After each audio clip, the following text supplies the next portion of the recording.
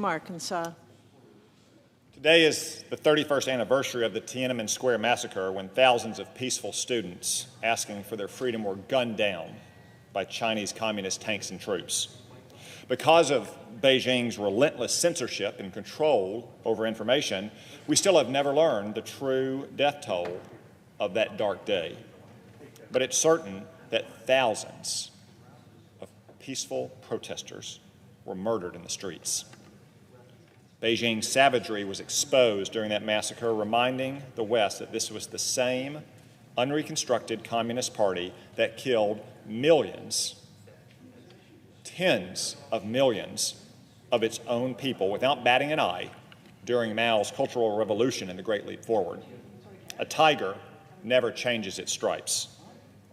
Now the Chinese Communist Party is threatening another atrocity in Hong Kong, a city whose traditions and freedoms it once promised to respect, but that it secretly and increasingly openly loathes as a gleaming repudiation of Chinese communism.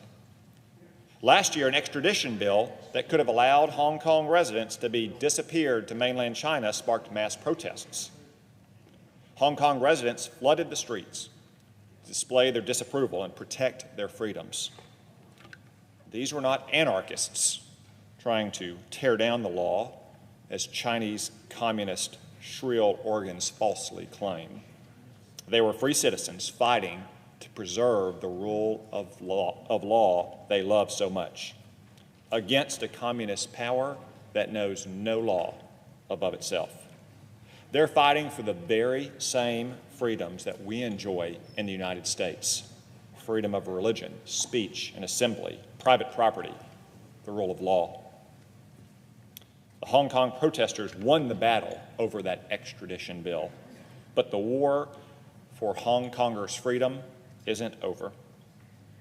While the world has been distracted by the coronavirus pandemic and other upheavals, the Chinese Communist Party has seized the opportunity to finally enact what it euphemistically calls a national security law, but what is in reality an attempt to extinguish Hong Kong freedom, a law that will allow Beijing's agents to take broad action against Hong Kong residents, including those who protested against the extradition bill last year.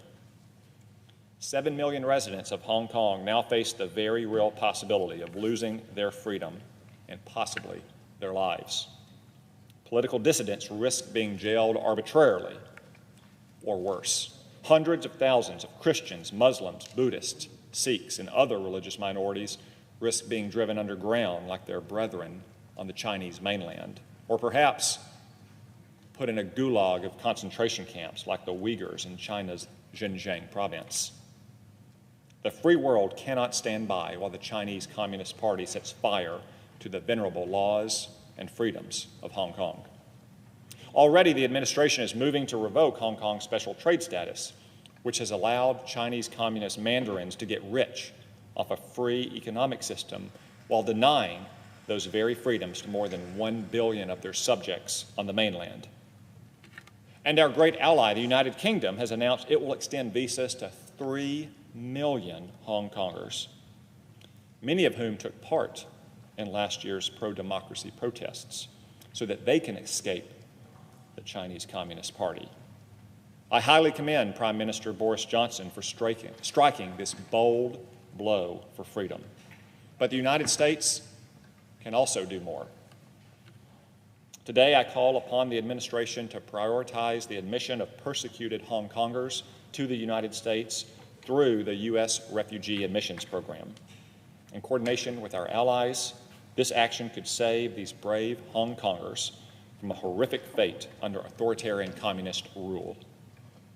While this refugee program has been abused in recent years, it has always served the noble purpose of allowing those who are truly oppressed by their governments to immigrate safely to the free world.